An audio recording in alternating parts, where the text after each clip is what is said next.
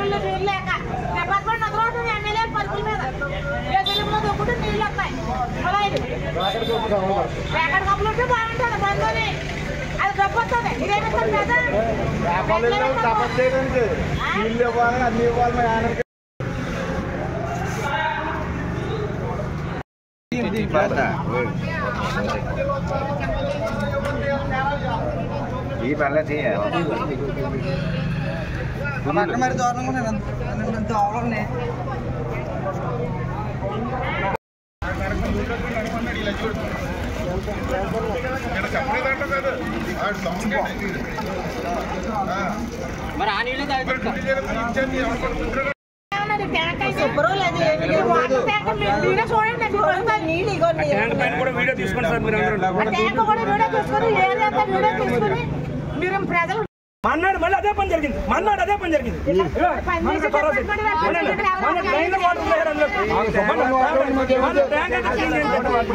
ప్రతిసారి చెప్పండి ఉంటారా? కంప్లైంట్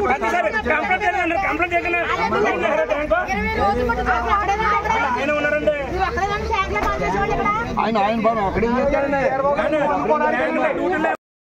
మాకు టైం టు టైం నీళ్ళు చేయకపోయినా మాకు నాశనం. మాకు